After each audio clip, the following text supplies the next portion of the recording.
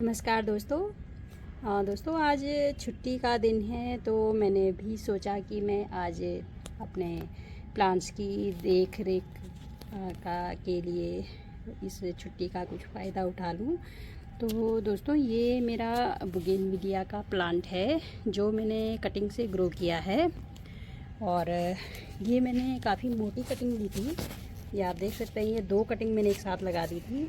मुझे नहीं लगा था कि ये हो जाएगा, लेकिन ये बहुत आसानी से हो जाता है और इस कटिंग के ग्रो होने के बाद से मुझे ये विश्वास हुआ है। ये आप देख सकते हैं, एक ये वाली कटिंग है मेरी और एक ये वाली कटिंग है। ये मैंने इतनी ही मोटी कटिंग ली थी और ये यहाँ पे सब कट का निशान भी आप देख सकते हैं। और 2 साल हो गए हैं इसे मेरे पास और ये लगभग साल भर फ्लावरिंग करता रहता है।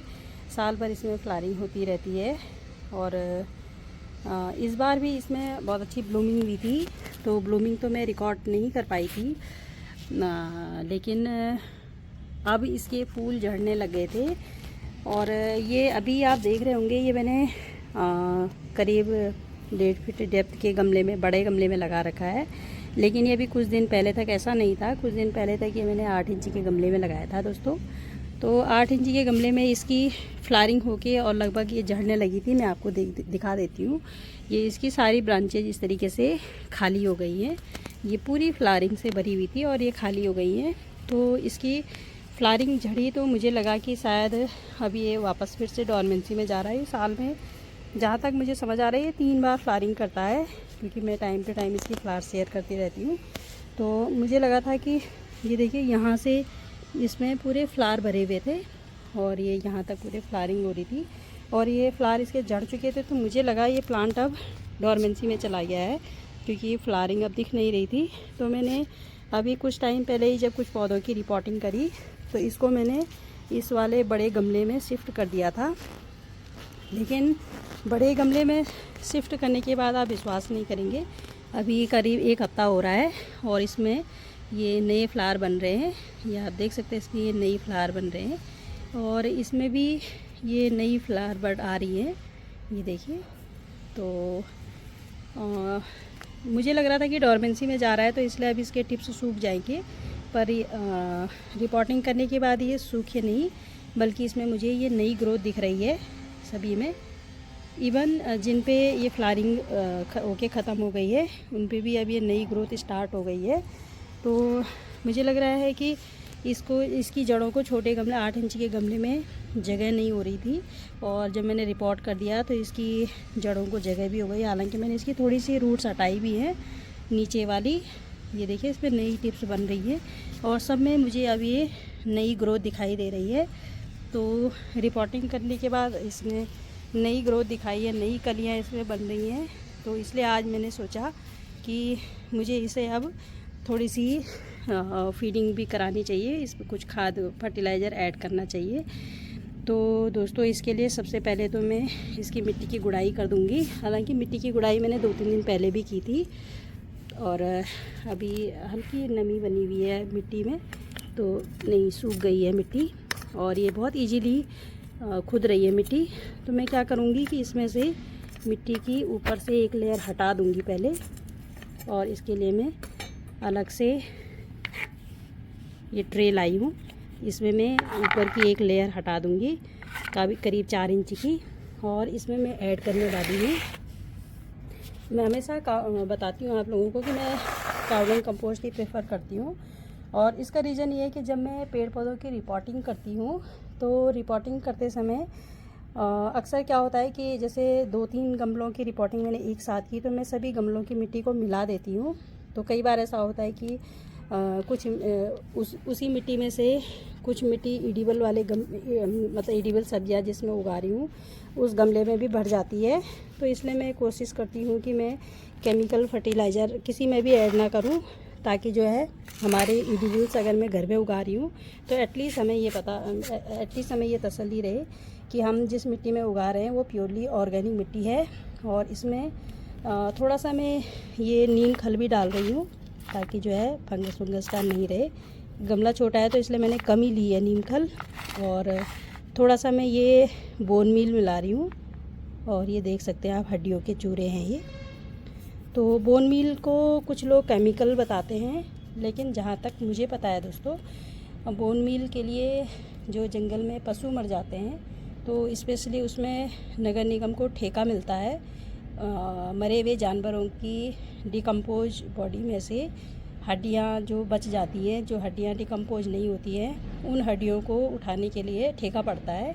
और इसमें जो है प्राइवेट जो भी होते हैं अपना टेंडर डाल के और फिर ठेका उठाते हैं और फिर सारे इलाकों की, मतलब जिस इलाके का उनको ठेका मिल जाता है उस इलाके की में जितने उस इलाके के जंगल में या सार्वजनिक जगह में जितने भी पशु मरते हैं और अगर उनकी बॉडी डिकम्पोज हुई है तो उसकी हड्डियाँ उठवा के वही लोग कलेक्ट करवाते हैं और फिर यहाँ से वो जाती हैं फैक्ट्रीज में, और फैक्ट्री में उसी हड्डी को क्रश करके बोन मील बनाया जाता है। तो बोन मील को इसलिए मैं केमिकल नहीं मानती हूँ, क्योंकि ये भी डिकम्पोज वाला ही रूप है बोन्स का, उसको क्रश करके बनाया जाता है ये। तो इसलिए बोन मील मैं नींबू के पेड़ में भी अपने अप्लाई करती हूँ, और अभी मैं नींबू के पेड़ में भी इसे अप्लाई करने वाली हूँ बोन मील को। और फ्लावरिंग प्लांट के लिए ये बहुत अच्छा फर्टिलाइज़र है। और ये मैं, क्योंकि मैंने अभी कुछ दिन पहले रिपोर्टिंग की है, हालांकि मिट्टी में भी मैंने थोड़ा सा मिलाया था, लेकिन मैं ऊपर से भी डालने वाली हूँ, क्योंकि ऊपर से पानी डालते रहते हैं हर समय तो गीला रहता है, और ये ऊपर से इसकी पत्तियाँ और फूल टूट टूट करके कुछ इसी में गिर जाते हैं, और कुछ घर वाले भी कई बार ऐसा होता है कि झाड़ू न लगानी पड़े तो इसलिए उसी के अंदर डाल देते हैं, तो उसकी वजह से कोई सड़न या फंगल इन्फेक्शन वगैरह ना हो, तो इसलिए मैं इसमें ऊपर से भी मिला देती हूँ। और तो मैं अभी ये करके अभी फिर आपको दिखाती हूँ। तो दोस्तों ये मैंने चारों तरफ से इसकी अच्छी तरीके से गुड़ाई कर ली है, और ये आप देख सकते हैं मिट्टी कितनी भुरभुरी हो रही है, क्योंकि मैंने अभी कुछ ही दिन पहले रिपोर्ट की है ये मिट्टी, तो इसलिए बिल्कुल भुरभुरी हो रही है। तो अब मैं इसकी ऊपर की लेयर मिट्टी की हटा रही हूँ, इसकी मैं ऊपर की मिट्टी की लेयर हटा करके इस वाले ट्रे में निकाल रही हूँ। और मैंने थोड़ा सा इसमें ऐश, यानी जो मैंने पत्तियाँ और गार्डन का निकला हुआ कूड़ा जलाया था उसकी जो राख है, एक मुट्ठी भर मैंने वो भी ले ली है, वो भी मैं इसमें ऐड करने वाली हूँ। तो पहले मैं निकाल रही हूँ मिट्टी को बाहर। थोड़ा सा गहरा हो जाएगा, क्योंकि जब हम फर्टिलाइज़र ऐड करते हैं और अगर ऊपर ऊपर डाल दिया फिर पानी डलता है तो बोन मील पर तो चींटियाँ भी लग जाती हैं फिर, तो इसलिए मैं सोचती हूँ कि इसे मिट्टी के अंदर ही दबाना ज़्यादा सही है। तो थोड़ा सा गहरा मैंने कर दिया है, और इसकी रूटिंग भी निकल रही है शायद थोड़ी थोड़ी, तो कोई बात नहीं, ऊपर ऊपर की रूट निकल रही है, कोई प्रॉब्लम नहीं है। और ये बहुत हार्डी प्लांट है, तो इसके साथ बहुत ज़्यादा नखरे नहीं करता है बेचारा, शरीफ प्लांट है, बहुत हार्डी प्लांट है। और जब से मैंने कटिंग लगाई, कटिंग भी मैंने इसकी लाके और नॉर्मल गार्डन सॉइल में ही डिप कर दी थी, और उसी में इसने फ्लावरिंग भी कर डाली थी, मतलब कटिंग ग्रो हुई और कटिंग ग्रो होने के तुरंत बाद इसने फ्लावरिंग भी कर दी थी। तो जब फ्लावरिंग ख़त्म हुई उसके बाद मैंने इसे रिपोर्ट किया था, तो अब मैंने इसमें काफ़ी गहरा बना दिया है इसके चारों तरफ। और अभी भी ये मिट्टी इतनी भुरभुरी हो रही है, काफ़ी मिट्टी मैंने ले ली है, इसमें भर के मिट्टी ले ली है, और नीचे ये गहरा बन गया है।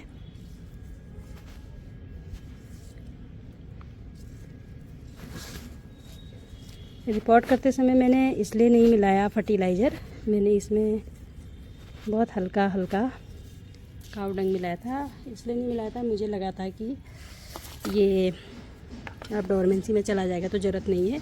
तो अब पहले मैं इसमें ये कंपोस्ट ऐड कर रही हूँ ताकि ये नीचे चला जाएगा, और इसको मैं चारों तरफ किनारे किनारे मिला लूँगी। इसीलिए मैंने ये बीच का पोर्शन ऊंचा किया है ताकि जड़ों के ज़्यादा पास ना जाए, किनारे किनारे रहे। तो ये मैंने इसमें ऐड कर दिया है, और उसके बाद ये जो मैंने लिया था ये दोनों चीज़ें भी मैं इसकी जड़ के पास ही किनारे किनारे ही लगा दूंगी इसे भी। तो ये मैंने चारों तरफ फैला दिया है, घर के चारों तरफ फैला रही हूँ मैं। तो अब मैं देखूँगी फर्टिलाइज़र ऐड करने के बाद। वैसे तो ये बिना फर्टिलाइज़र ऐड किए ही अच्छी ग्रोथ दिखा रहा है, ये देखिए। तो अब मैं देखूँगी कि फर्टिलाइज़र ऐड करने के बाद इसकी क्या स्थिति रहती है। और अब मैंने ये जो मिट्टी निकाली है इसको भी मैं वापस कर रही हूँ और चारों तरफ मैं बराबर बराबर इसे ऐड कर दूँगी।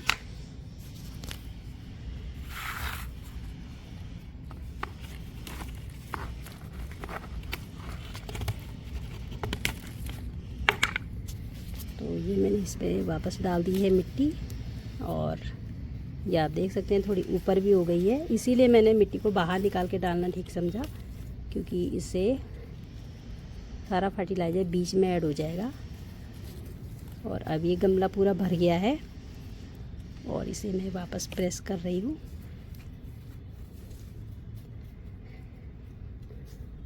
तो दोस्तों, अगर आपके प्लांट में भी इस तरीके से न्यू बड आ रही हैं तो फिर आप भी अपने प्लांट को फर्टिलाइज़ कर दीजिए, क्योंकि अभी वो डोरमेंसी में नहीं जाने वाला है और एक बार और फ्लावरिंग करने वाला है। ये सभी ब्रांचेज पे इस तरीके से आ रही हैं, तो आप भी उसे फर्टिलाइज कर दीजिए, ताकि जो नई बड बनाने में उसकी एनर्जी लग रही है तो उसको प्रॉपर तरीके से खाना मिल जाए, भोजन मिल जाए उसकी जड़ों को, और अच्छी ग्रोथ उसमें आए।